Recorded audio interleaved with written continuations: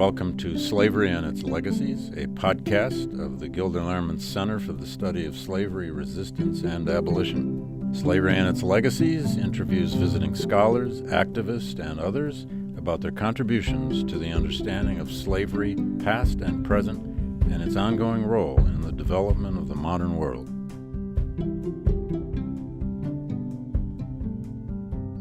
And my guest today, I am thrilled to say, is my former colleague. We lost her from Yale, several years ago, but she's been soaring to new heights. Alondra Nelson. Alondra holds many positions, both in academia and a kind of public sphere. But to be quick about it, she is the president of the Social Science Research Council. She's a professor of social science at the Institute for Advanced Study at Princeton. She has previously been professor of sociology both at Yale and at Columbia. And she was raised in Southern California, did her BA at the University of California, San Diego, her PhD at NYU, and has written or co-written and edited several books, all sorts of essays, both in scholarly, social science, and even scientific journals, and in the popular press. And that's because of this robust subject she's become associated with or an expert on. But her books include Body and Soul, the Black Panther Party and the Fight Against Medical Discrimination. Alondra's always had an interest in medicine, and I'm actually curious if you ever thought about going to medical school, but you can answer that if you wish. She's also the co-author editor of Genetics and the Unsettled Past, The Collision of DNA, Race, and History. She did that book with Keith Wayloo and Catherine Lee. And she's particularly the author of a book we're going to talk about today, as well as other things, The Social Life of DNA, Race, Reparations, and Reconciliation After the Genome.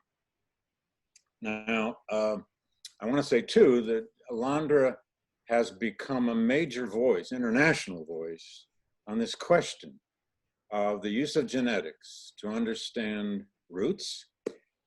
She's become a major analyst of this whole idea of root seeking and the place of DNA companies in pursuing or allowing people to pursue their DNA, their roots, their ethnicity, their origins, or however they end up defining that. Alondra, welcome, and it's great to see you again. It's great to see you, dear colleague. I still think of us as colleagues forever. We are. So you're stuck with me, David. That's great. That's fine. Come on back to Yale if you want. I'd do whatever I can to make it happen. Now, let's start with this new study that just came out, just to address it a bit. It was done by an organization that accumulated, if I understand it correctly, some 50,000 samples, about 30,000 of which were people of African descent. I think it was done in conjunction with the company called 23andMe, which is one of the very popular DNA testing companies. And it found, apparently, although you're the expert on this, I'm not. This is an education for me, and it's a good education. It found a strong link between this sample base, which is a huge sample base, apparently, and West Central Africa and West African gene pools. And it particularly found a prevalence of evidence that women in particular among people of African descent have passed on genes more than men.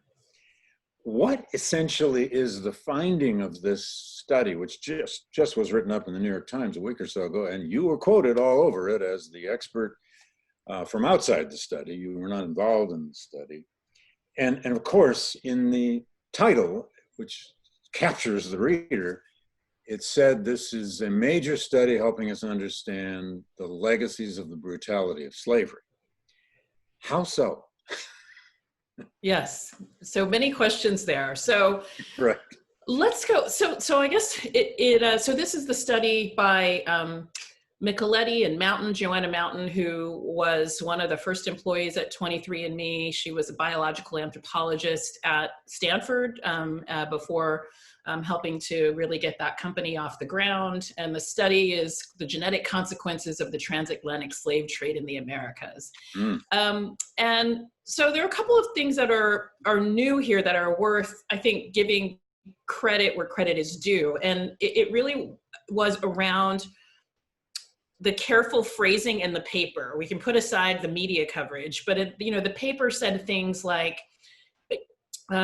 establishing, so the big finding is establishing genetic links between individuals, people in the Americas, and the sort of the flows and migration of the, transatlantic slave trade. So, which is not to say links hadn't been established before, but this is making a claim for genetic links in particular.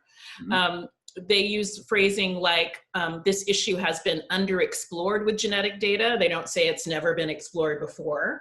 So I just want to highlight that, because there has been a decade, 15 years of genetic papers that were less careful in their language and would just say things like, historians are wrong, or you guys thought you had this right, but we can tell you now that you were wrong, because genetics is the truth of it all. So, I do really want to acknowledge that the paper is an endeavor, I think, to be a bit more interdisciplinary, although, it falters there. But the findings are really confirmation of what, historians have long known. That there were internal migration flows on the continent of Africa, that some of these were in what is now the Democratic Republic of Congo, that people then came to the shores. We know some of this obviously from the Eltis work, but other work at the Blight of Biafra and elsewhere, now contemporary Nigeria, and that there was sort of trade as trade routes go, internal, external, kind of all around. And then the other, sort of big finding, I will put in quotes, was that was sort of genetic confirmation or reconfirmation, actually, of the rape of enslaved women by slave owners. So, does this study perhaps offer a little bit more granularity? Perhaps, but it also, I think, doesn't do a very good job at acknowledging what we already knew about that. And even from the genetic data, even looking at, papers on genetic ancestry testing, they were already saying things like, if you do genetic ancestry testing inference on, African Americans, 30% of those are going to have male European ancestry. So there's a kind of, I think, boosterism around the findings that happened in the public sphere and the media that, is about findings that had been sustained in the historical literature for a very long time. Well, and you actually say in your, at least the way they quoted you, that they still haven't relied, even in this study, they still haven't relied as they might on the work of historians. And I'm curious about that. Is it just that geneticists are not predisposed to read history because it's not their field? Or is it really part of academia? We live in these different cultures, and because there's not much that's terribly surprising in what you said there, at least to the people who created the Slave Voyages Project, the Slave Trade Database. I mean, if I do say so, the GLC here sponsored, created, edited, hired the cartographer for the atlas of the transatlantic slave trade, which was all based on data produced by Eltis, etc., showing in amazing detail the routes of migrations.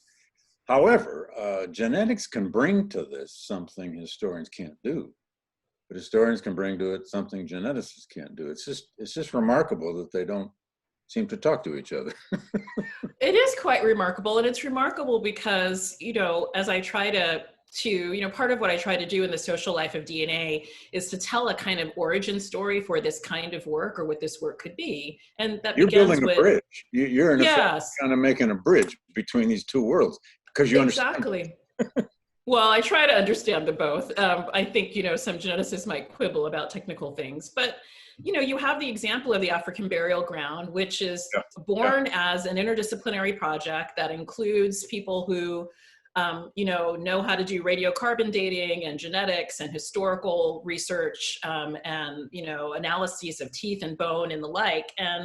And rather than trying to, as this paper does, using its language, find concordance or discordance with the historical record, right, is able to engage in a more complicated and I think nuanced discussion that says, well, if we look at this data only, it suggests this, but the radiocarbon dating or the analysis of fossil, of human remains suggests these other things.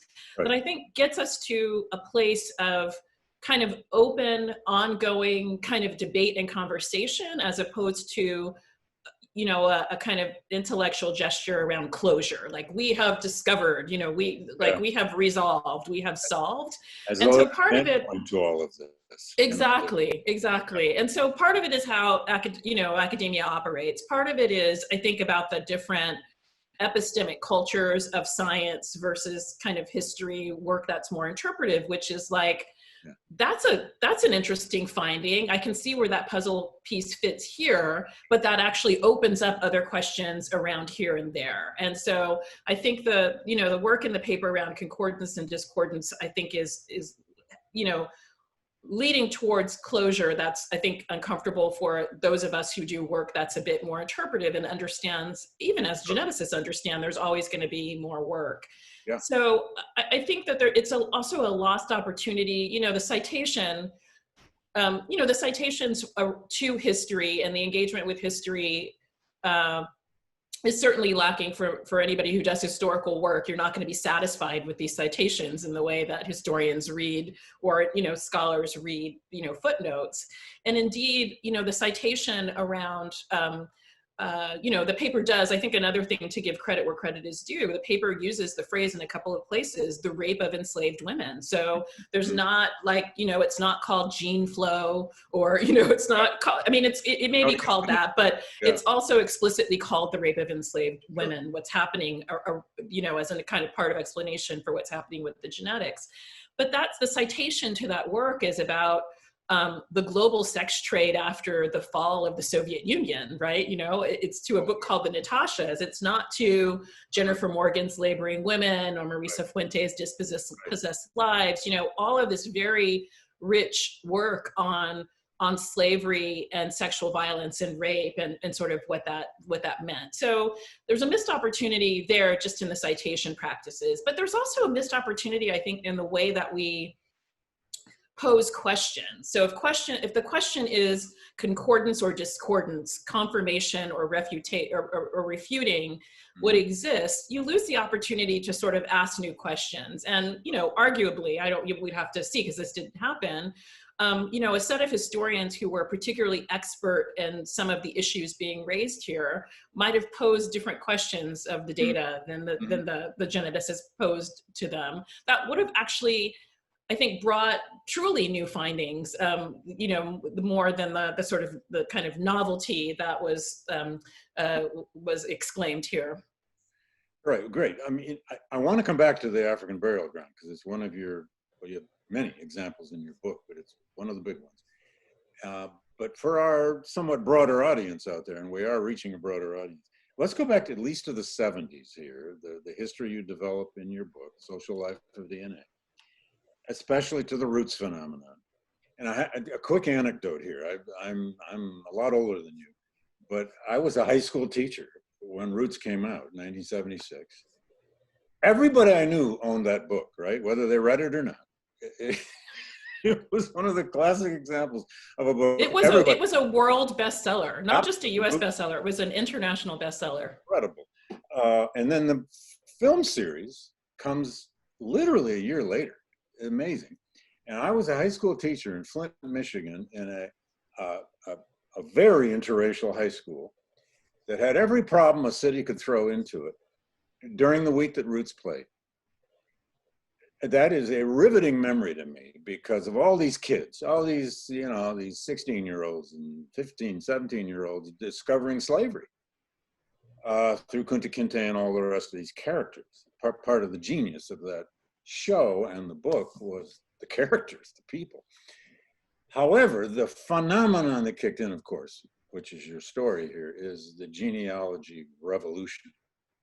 And one other quick anecdote, and then I want you to comment on this thing, the roots phenomenon that came out of this. I went to graduate school a couple of years later. On a Saturday in Madison, Wisconsin, circa 1979, 80, you couldn't get a microfilm machine because the buses of usually women, genealogists, showed up, whole busloads of them every Saturday morning and some weekdays. And they just took over the microfilm room doing genealogy. 3 years earlier, that would have never happened, you know, but this was this, and it was a worldwide phenomenon. It just exploded with everybody going to search for their roots in some way or some form. What is this roots phenomenon?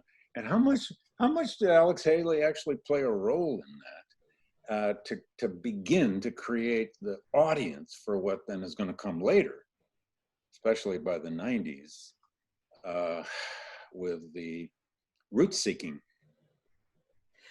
Haley is key. I mean, I think it would be hard to overemphasize how important Haley is. I mean, by the time, you know, Roots comes out, he has been speaking all over the country about the project. I think he wrote a few, you know, he was a columnist for Playboy, and I think he wrote for like Reader's Digest. He was writing in the popular press about his particular individual search for his roots. And so the Haley moment is really central.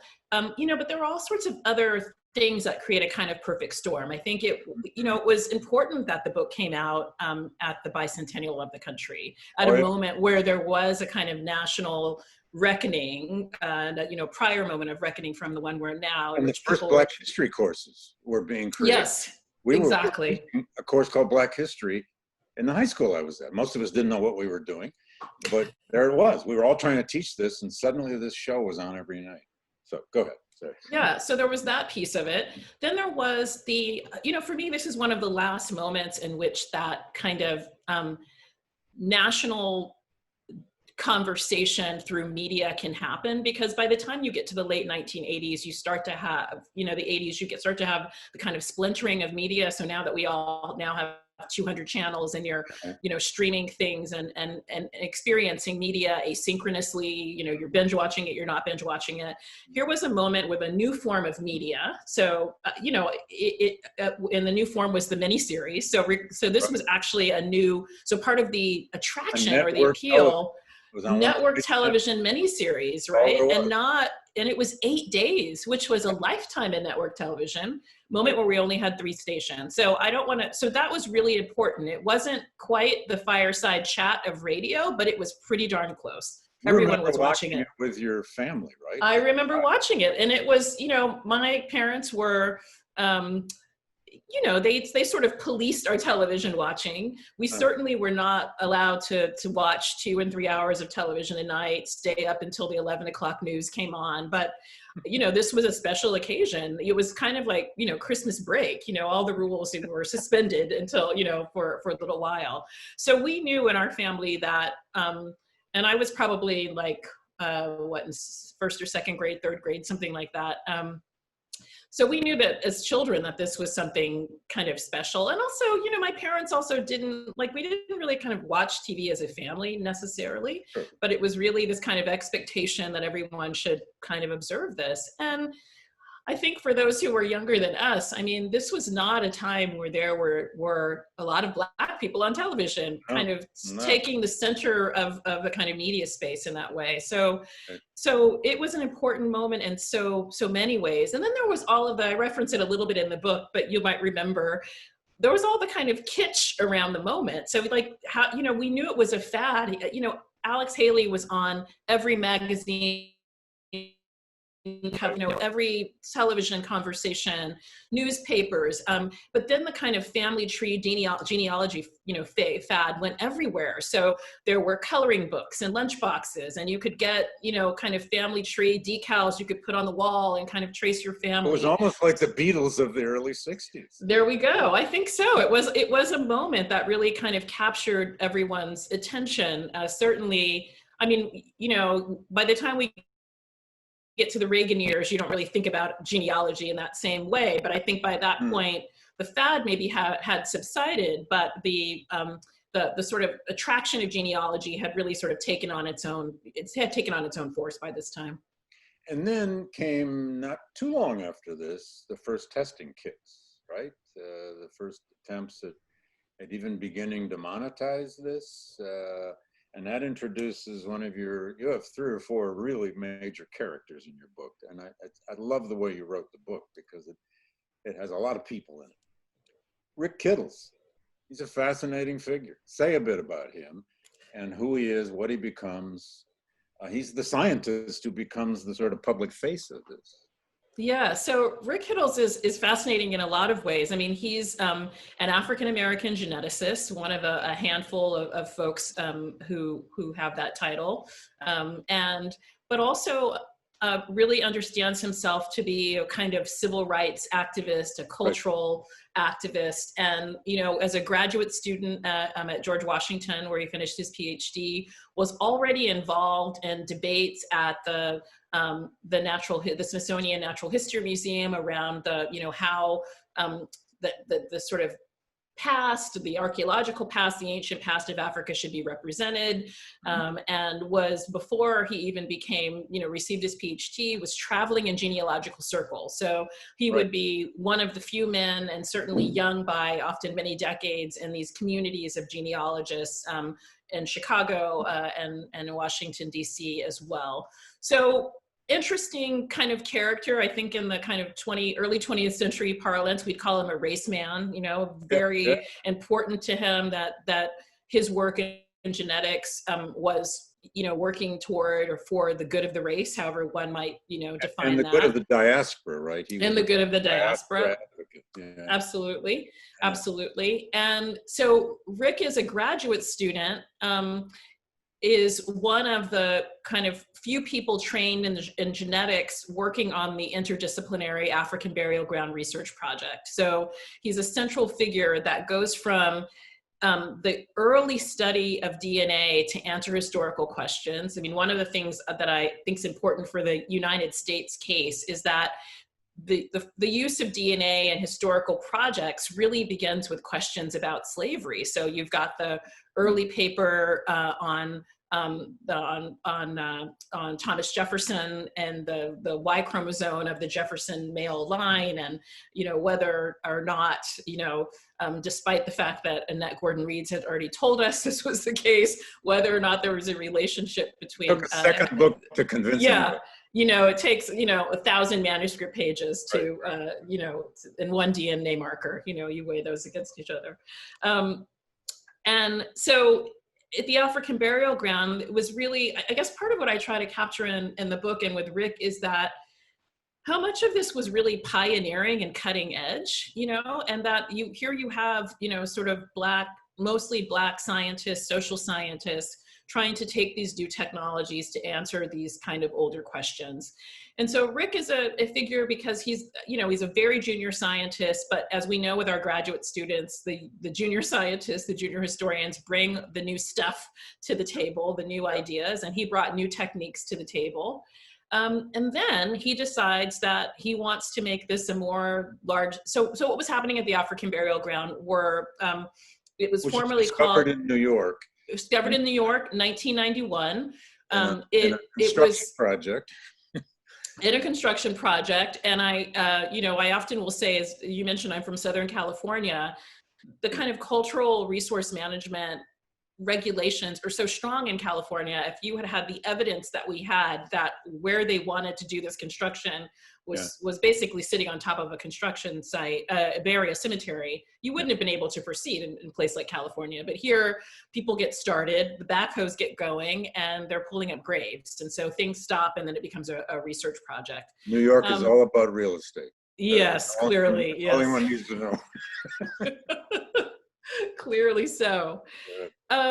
So the question becomes, who are these people who are buried here? And do we have, techniques now in the early 1990s, mid 1990s, to try to answer that question in new ways? Yeah. And so one of the attempts to do this, so there was Alan Goodman, who's a biological anthropologist at Hampshire College. He was a former president of the American Anthropological Association, was working on sort of isotopes in teeth and bone. And so you can look at those isotopes and tell from where people came. So that was one of the techniques. Like, so could you look at these burials and sort of suggest, based on isotopes in the remains, what part of the continent of Africa they might have been born in? Right.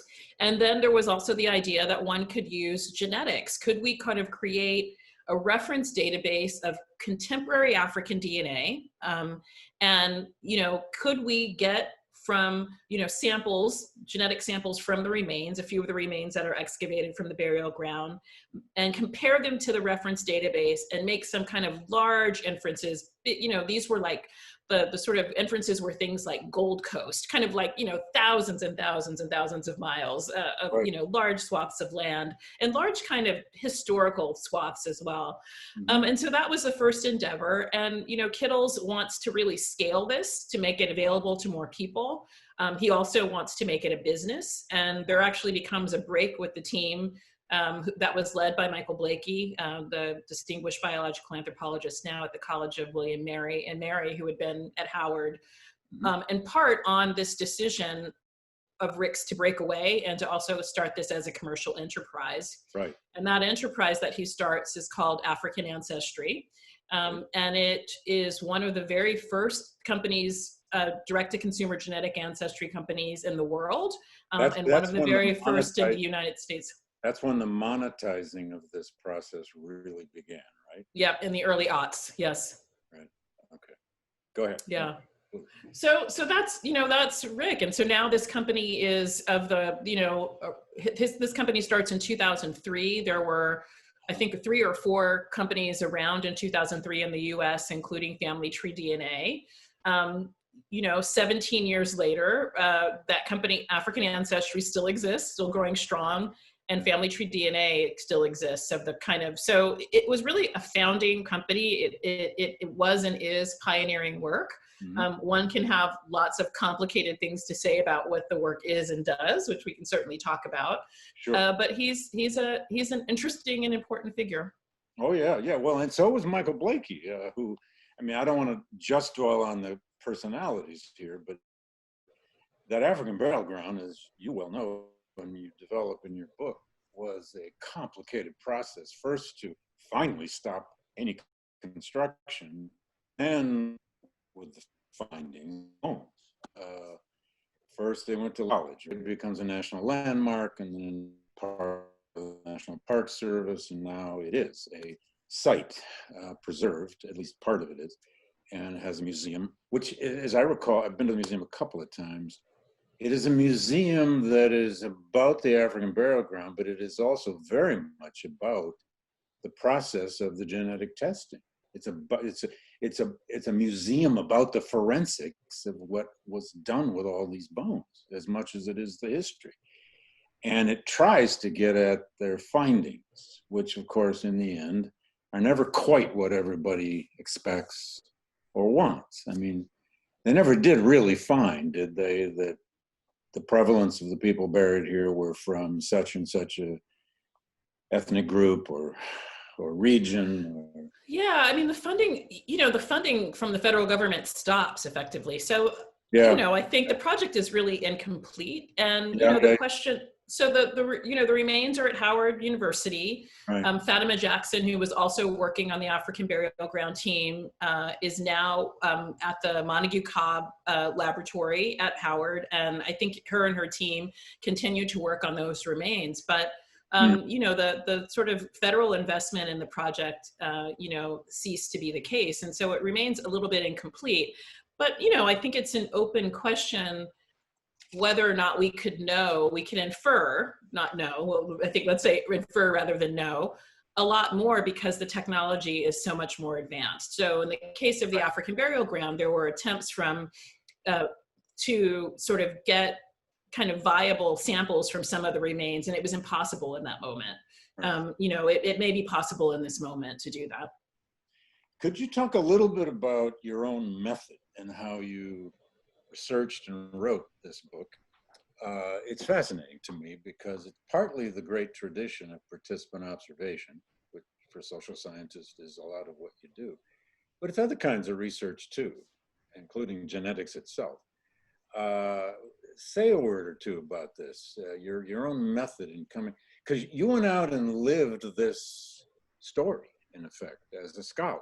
All kinds of scholarly gatherings, all kinds of public gatherings, all kinds of gatherings with root seekers. You got to know many root seekers. You changed their names in the books to protect the innocent. So it's this combination of archival work, genetic work, participant observation work. In that sense, I guess it's classic sociology, but it's an interesting process. Did you make choices about this at the very beginning, or did you just No, went yeah, out I searching thought for I made this? Yeah, I mean, you make choices at different times, but I thought I made choices at the beginning. I mean, so I start this project as I come to Yale as an assistant professor. right. And so I had, finished the Black Panther dissertation, and I kind of was putting it on the back burner to get some distance from it. And this new thing is emerging. So the Black Panther book has a chapter on genetics in it, on Right. sickle cell anemia and Black people's engagement with genetics. And so there was a bridge to this project that was fairly obvious. And so I thought I was very much interested in the question of kind of before and after, like what Right. people do this test, who do they think they were, who do they think they are afterwards. And I start going to genetic genealogy. I discovered the world of genetic genealogy conventions, this kind of rich world, these rich networks of people who, travel from, archive to archive, library to library. Some of them might have been, in your way at the library, at the archive in Madison, Wisconsin. Right. And, so this is a whole other social world. So it was a kind of typically ethnographic in the sense that, like, this was a social world I knew nothing about. And I just dove in and tried to learn, how it operated. Yeah. And I thought I was doing questionnaires. And so, at some of these genealogy conventions, I would like rent a little table, and I had, a little questionnaire that people could sign up and all of that. And then I was collecting data, and I would sit through the sessions. And I still have them somewhere. I don't have very many, but at one point, maybe I'll dig them out and write about my little, very modest and complete survey. But I started sitting in the sessions, taking notes, and I also joined my local genealogy society. In 1977, an organization, part of this Haley moment, emerges called the Afro-American Historical and Genealogical Society, OGS, which is still growing strong. I joined the Harlem chapter, just up the street from my house where I was living in Harlem, and I come to spend time with these folks over almost a decade. When my book came out, and as in the process of writing the book, I gave presentations to the group. I thank them in the book. And so they really taught me what it was to be a conventional, kind of brick and mortar genealogist. And I journeyed with them as this kind of world of genetic genealogy was really opened up. And so it became, as I started having conversations with them, I realized it was not the before and after, in part because it was too few people were having the experience. Like right now, I think, I have a colleague at Penn named Wendy Roth, who's been able to do kind of surveys of people, because you now have thousands, if not millions of people who use these tests. At the time, we were really dealing with maybe hundreds. So it was really just the wrong methodology.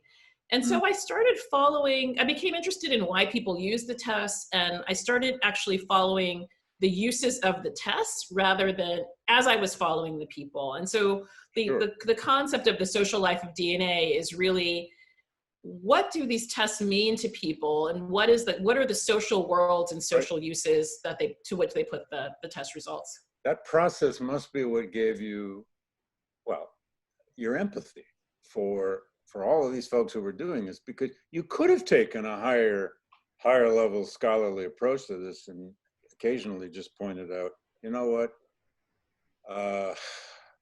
this is a dead end they're looking for. But you don't do that. You have great empathy for what they're really after, which is a very human pursuit. It's, who am I if I can figure it out? Where am I from? Who are my people, et cetera, et cetera, et cetera. Even if this science, in quotes, is never perhaps going to really show them that. What you uncovered was a human story of this person, this need, especially for African Americans. And out of that, you've developed here, and I'd like you to talk a bit about this remarkable story of a kind of archives versus genes. You know, what do we learn from archival research, history, and what do we learn from genes? And where do they meet? Or science versus you know, politics, because a lot of this desire is a kind of a cultural politics that comes out of race in America. This American quest to know where in Africa, even the very village, if people can find it, they come from, as though over centuries that will tell them who they are. Anyway,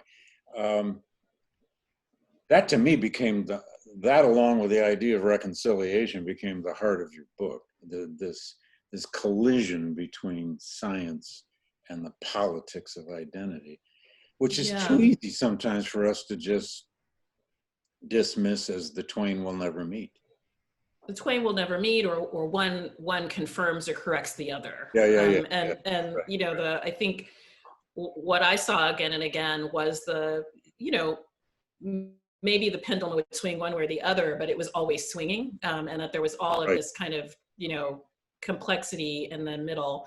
I mean, thank you for picking up on the empathy. One of the reviews or the engagements that I love most with my book is a response that Jessica Marie Johnson, the historian at Johns Hopkins, writes. And, I can't remember her words, but basically she says it's a very sad book. And I don't intend it to be sad, but I do intend to, I want to try to convey what I think is, and I'm using this metaphor deliberately, the Faustian bargain that Black people are placed in, right? Of, believing in or turning to a science and a way of thinking about the world that has only done damage to Black communities again and again. Like, a science that comes out of the history of eugenics that says that Black people have no value, less value, are perhaps not even human. And a sort of historical context in which even I think the United Nations says that one has a right to identity, right? Like, so if that's true, like to be denied the very kind of building blocks of what it is to be human, and then to turn to this very troubled science to try to make sense of it. So I was trying to sort of understand what it was like to kind of be in that space and be making very hard decisions. And so, a figure like Rick Kittles becomes important because he, rightly, wrongly, arguably represents trust, represents a really small lane of a safe space in which people can make this Faustian bargain, so I think there's that. And then genealogy, of course, I mean, there's the phrase that historians and scholars of American studies use about the usable past. Genealogy is all about trying to find a usable past. So Absolutely. It's all about the politics and context of the present, always, always, always. And it's about need right now. Here's what I need right now, desire. Help me find it. Yeah, psychic need, desire, political need and desire. Right. And I use the phrase in my work, genealogical aspiration, so that everybody comes, the aspirations are wide and broad. I mean, more recently, actually, two colleagues, Aaron Panofsky and Joan Donovan, have written about white supremacist genealogical aspirations, right? Their desire to sort of demonstrate their racial purity and how they kind of navigate, the fact that none of us have racial purity, such as it is. But they're looking for proofs. They're looking for proof, everybody's looking for proof. And so the reconciliation projects, when I was first working on the proposal for the book, I worked with the agent that I work with said, they all fail. The phrase she used was, you're selling the no. She's like, you've got all these reconciliation projects and they all fail, and that was really the point of it, right? That the endeavor was to do this impossible thing, to prove with science, right, that slavery had occurred, that it had, the rape of Black enslaved women had occurred, that it had constituted that history, certain types of families and social dynamics and the like. And, you know, by the time I sort of traveled for nearly a decade with people, both hearing how intimately they lived in the day-to-day, many Black people, with the history of slavery and the loss and trauma of it, it was nearer to people than I had even imagined. And then their inability to really reconcile it, because as we see in this moment, right? So my book's now, to me, and actually having come out 4 years ago, feels a little bit old to this moment, in which we can try. It still holds up, don't worry. Yeah. But I think, you know, I think about your book, Race in Reunion. I think about all of these works that have been trying to map these moments where there were attempts at reconciliation. And it feels like now we're at a point where it's like the real reconciliation is a nation saying, these things occurred, this repair can be made, and that's how we can move forward. And so what I'm trying— reckoning now.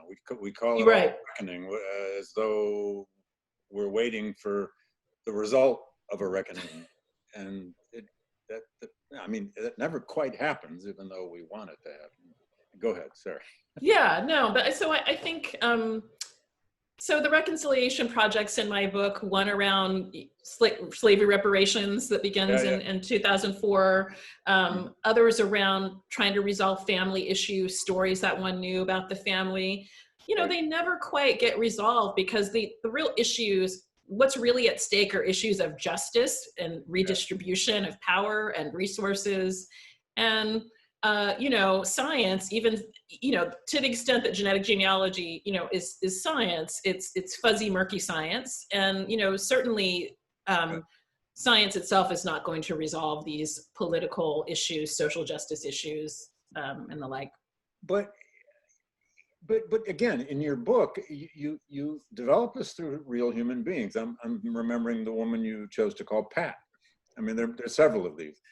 But here's Pat, who believed she, through family lore, I take it, was descended from an Akan people of South Africa, only to do her testing, I guess, through Kittles company, and to find out, well, now the predominance of her descendants are probably from Ghana, which is at least 3,000 miles away from, you know, and now she says something like, I still don't know who I am, as though this was ever going to really tell her. But she's confused, she's disappointed, and yet she blunders on.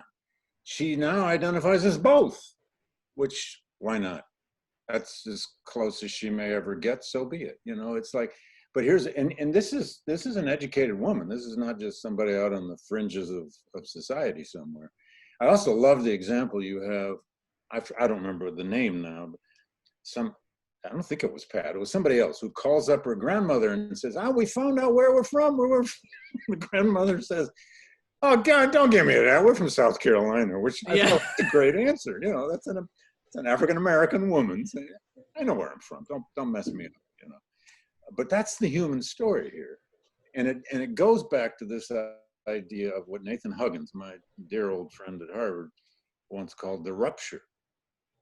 He used that metaphor of rupture in his book, Black Odyssey, about how slavery and the slave trade just ruptured cultural identity, a sense of roots, belonging, and all of that. And that's always going to be a fact, which people need to somehow penetrate, you know. But anyway, you have many of these examples in the book, and these were just people you encountered out on the road, right? They really were. And the stories that I chose to convey in the book are representative of lots of stories like this. So, you know, I use them to stand in for, but it happened again and again.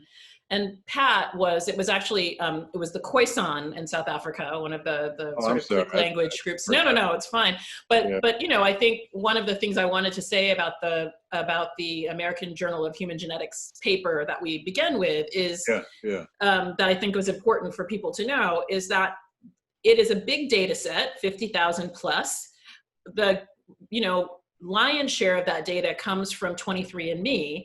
But the data also comes from these smaller projects as well. So projects, including, that have taken DNA from the Khoisan community, which is why I'm reminded of the Khoisan, projects that have tried to use genetics to distinguish ethnicity between 4 groups in Nigeria. So the data set is actually from prior kinds of genetic endeavors that had in some cases, something to do with genealogy, and other cases, nothing at all to do with genealogy. So I thought that worth saying.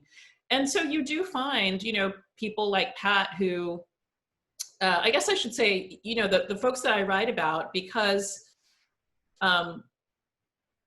the democratization of genealogy is fairly new. It comes after that Haley moment. Right. Up until fairly recently, it was very expensive. So, again, the people who were the mostly women, who I call kin keepers, who were, at the microfiche machines before you, because you got up late. It wasn't their fault, David. It was your fault. That's right. In Madison. You had to get there at 7:45. Hard. Anyway. Yeah. But they were using their time and their money to travel to do all this. Sure. They didn't have research accounts, and so before then, genealogy was the stuff of aristocrats, right? The stuff of aristocrats, exactly. And and Haley, creates the desire, but everyone can't be Alex Haley. I mean, by the time Haley is writing Roots, he's already probably a nationally famous, maybe world famous writer. He's written co-written the autobiography of Malcolm X, lots of other things besides.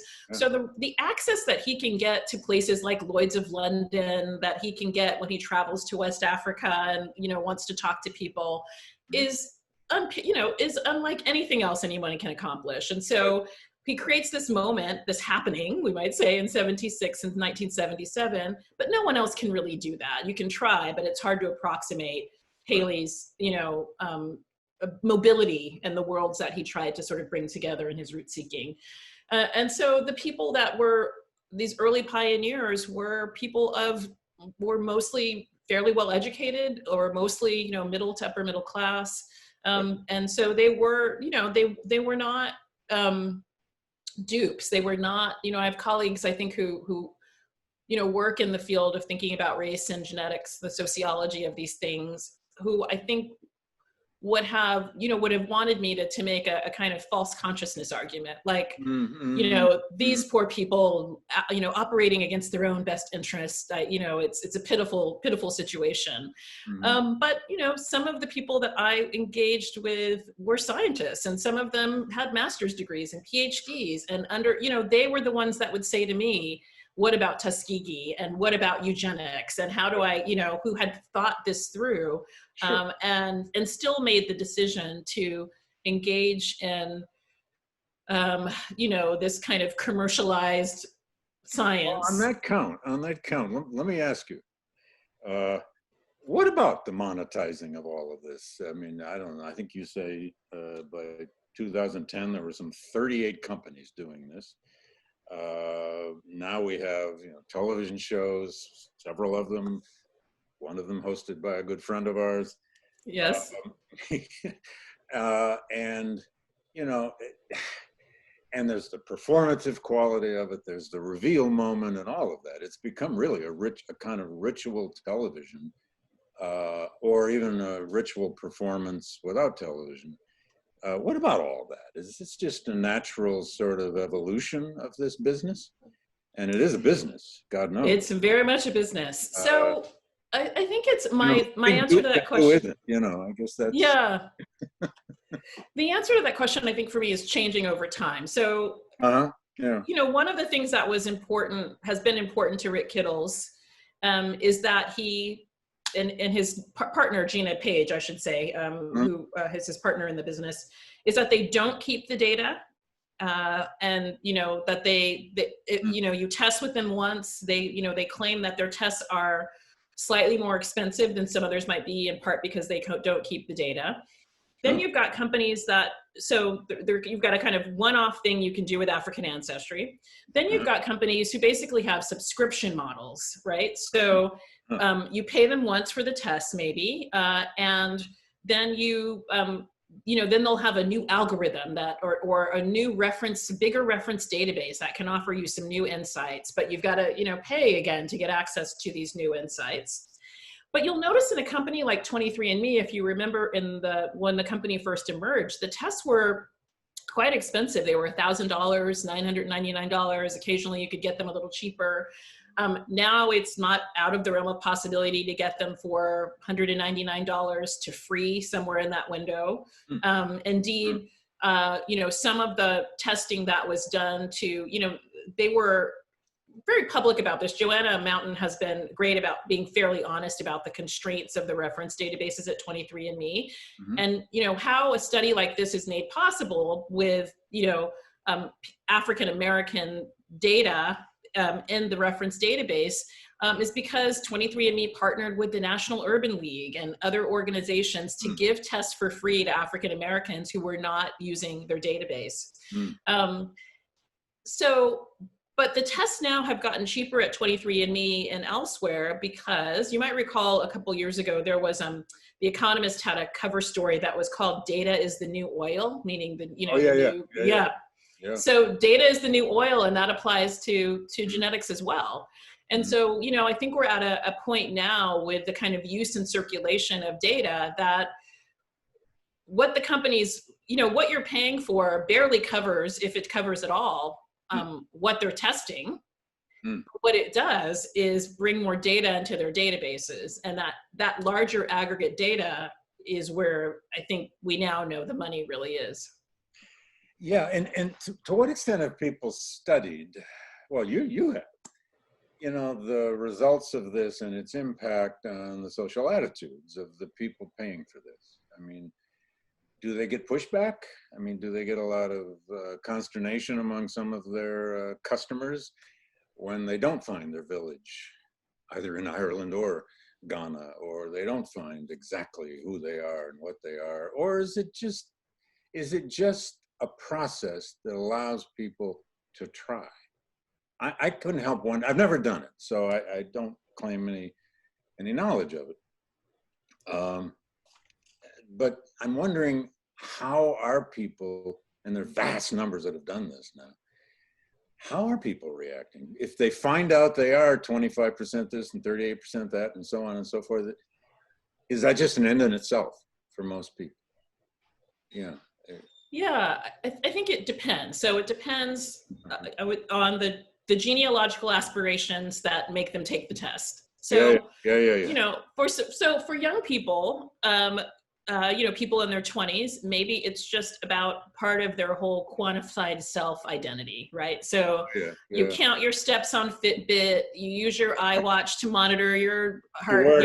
You're on your arm. Exactly. It's just sort of like your data about you. You had on your website. Exactly. So that in that case, you're just like adding to this sort of data of you. Right. And I think, and you see a little bit in my book, but also in the public sphere and reporting about it, that you've got people who sort of, or like my father actually, who kind of shrug their shoulders and say, oh, that's nice. And then people like my mother, who kind of go, my mom is like, oh, do we have a mitochondrial inference to Cameroon? Let me go and talk to the Cameroonian immigrant woman, at the church, and like have them over for meals. And, right. My mother more recently, I don't think this had happened by the time I finished the book, but this family friend who's Cameroonian, Anne, has a boy who's, he's probably 7 now, but a couple of years ago had Grandparents' Day at his school, and his grandmother would come from Cameroon, but because of, tourist visa, could only come at certain times of the year and for certain, for a certain amount of time. And so my mother went for Grandparents' Day, with his little boy, and yes, the Cameroonian connection there. So, and I think it's everything in between, but also what I was trying to capture in the book is that the results are, for some people, the end, or for some people like, oh, file it away. But for some people, they're the beginning. They're the beginning of kind of thinking about what this new information could and might mean for their lives and the world and their families and the like. Well, you have one example in the book of the woman who, I forget the name, but I think it was her Cameroonian friend, who she just declared her brother. And you kept asking, biological brother? And it didn't matter. Yeah. And again, that makes us think of all kinds of examples. My own mother in her old age, living in a retirement home, she basically made sisters and brothers around her. My mother was that way. She was like a union organizer. And she would just say, I want you to meet my new sister down here. And I'd say, Mom, what's up? But she just, it was like making friends. If this leads to making friends, so be it. I mean, I don't know. Let me ask one last thing, and it's a big thing in your book. It brings us to Deidre Farmer Paleman, but especially to this question of reparations. Again, rising, and the reparations issue rises and falls like at least on an every 5-year cycle. Maybe it's every 2-year cycle, but it's really risen again. The place of genetics in this question of reparations, where do you think that's going? I'm not asking you to come up with the solution to reparations. Yes. Because, there's a lot of possibilities. But can genetics play a role in this, which is often seen as essentially nothing but an economics question? But reparations is much more than that. Well, what's the place of genetics in this? I think it depends on the strategy that, we decide to use. So I think, again, so I write about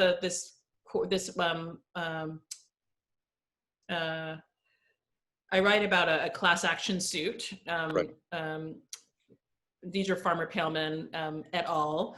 Versus Fleet Boston and other kind of large multinational corporations for reparations for slavery, effectively. Right.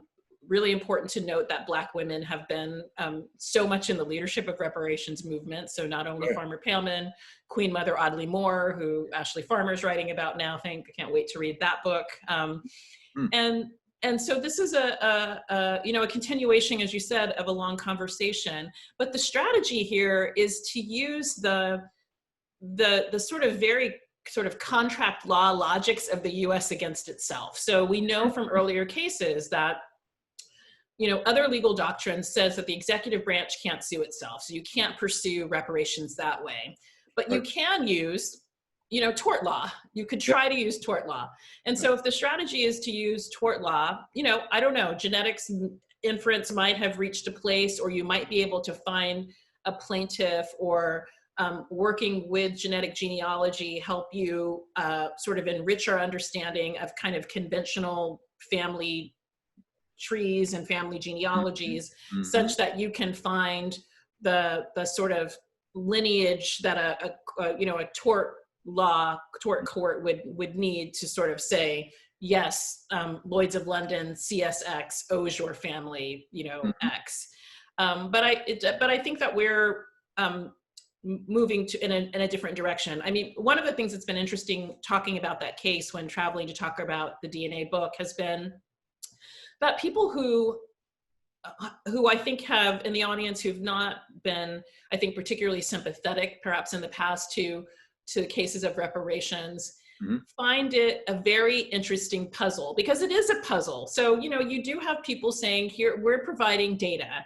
And in other types of court, so in family law and family court and the criminal justice system and criminal court, we often say that DNA is the gold standard of evidence that one can bring to the table to prove, to make this case. And so it's been interesting to kind of watch the incredulity of people in the audience when I've talked about this case, saying, like, why can't it work? How do we make it work in this instance? And, why can't it be forensic for reparations? Like exactly. Exactly.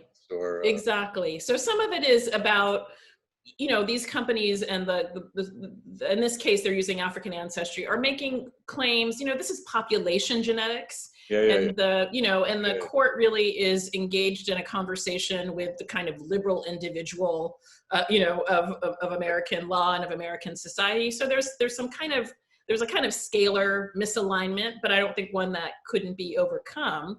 But fundamentally, it goes back to where I end with the book, which is that if a society does not want to, there's all sorts of evidence that could support cases for reparations, and a society has to decide that it wants to do it or not.